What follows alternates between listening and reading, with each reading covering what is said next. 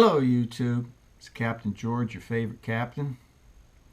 Today I'm just going to have a short video here. We're going to talk about catching kingfish, Gulf of Mexico, especially in October and then in April again. You know, the kingfish like a certain temperature of water, and when they're here, they're everywhere. Big kingfish. So, show you two lures here that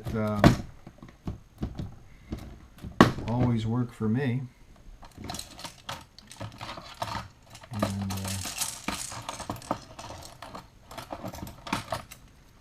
this is a 8-inch.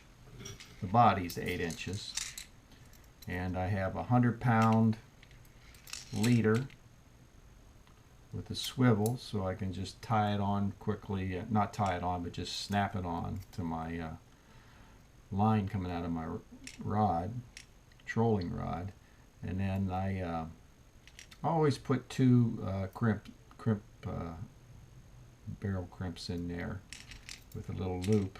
This gives it a lot of action. It's moving around out there like it's a fish.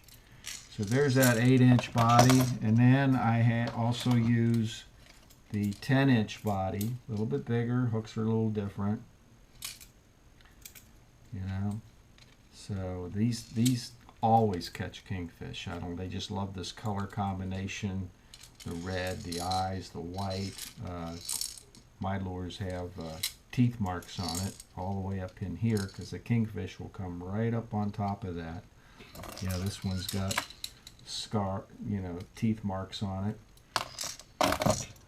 So just troll that behind the boat. You can troll it around 4 or 5 miles an hour, and just hang on when it goes off, because the kingfish will give you a lot of action, a lot of fight. Sometimes you got to chase them. Depends how big they are. And you know, after you use a lure like this in salt water, you got to clean it off in fresh water as soon as you can, and don't put it away right away. You need to let it sit and completely dry out for a day, and then you can put it in a storage box, or some people put them in like a Ziploc bag. But while we're talking about those big pelagic fish, you know, make sure you're familiar with all the fish here in the Gulf of Mexico, and that you always have with you the Florida fishing regulations. Comes out a couple times a year, so you know they make changes. You want to go on their website and let them have your email address, so when there's a closure, because a lot of times there's closures that don't show up on here, like, you know, they'll close they'll have a meeting and they'll close something for 30 days, and the book won't tell you that. You know, you're going to have to be, if you're doing fishing in the Gulf of Mexico, you got to be aware of all the laws out there. Always make a check-off list of what I need to do so I don't forget something, especially if you're towing a boat on a trailer. You know, you want to check your spares, your plug, your antenna, you know, check-off list, just like a pilot. You can always find online the artificial reefs that are in your area. Gives you all the coordinates there that you can put in your GPS. And you also want to make sure you have a marine radio on your boat. Keep it on channel 16. So, you know, things that you need to have. And you know, I always, when I go deep sea fishing, I always have sabiki rigs aboard to catch live bait. Always have pompano rigs. These are real good. They call them pompano rigs, but man, they're great for snappers, especially lane snappers, chameleon snappers. Put a little piece of squid on there, bingo, bingo, you know. And you know, when it comes time to clean your fish, You don't need a lot of knives, but you need more than one. Okay? So you always need to have, when you're, especially if you've got a lot of fish to clean, I mean, you always want to have a scaler, you know, saves time. If you use just a knife to scale, cut the scales off because you're going to cook the fish whole or whatever, scaler. It's very inexpensive. Okay. And then you need a good knife sharpener. And the first thing you need this gutter, I call it a gut knife, you know.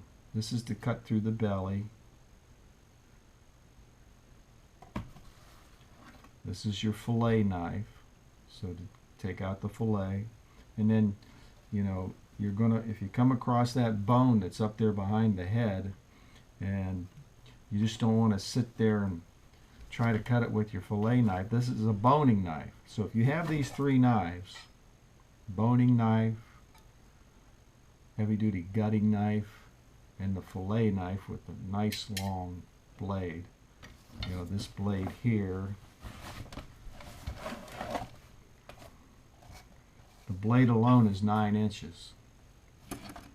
So guarantee you, especially cleaning a big grouper or a kingfish or a shark, you know, you want to be able to get all the way through and to the other side with your fillet knife. Saves time. 9-inch blade on the fillet knife. And just to, you know, to depend on one knife alone, to me,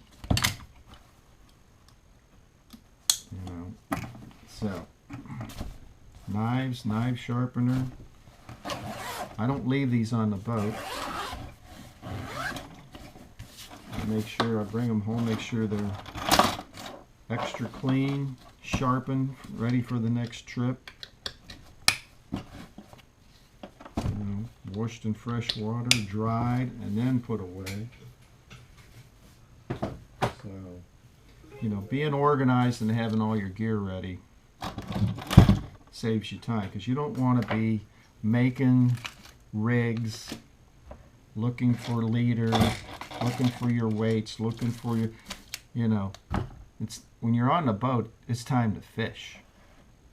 You can do all this prep work and organization at home in your tackle shop. Everybody's got to have a tackle shop. So, it's Captain George signing off for today. It's time to go fishing.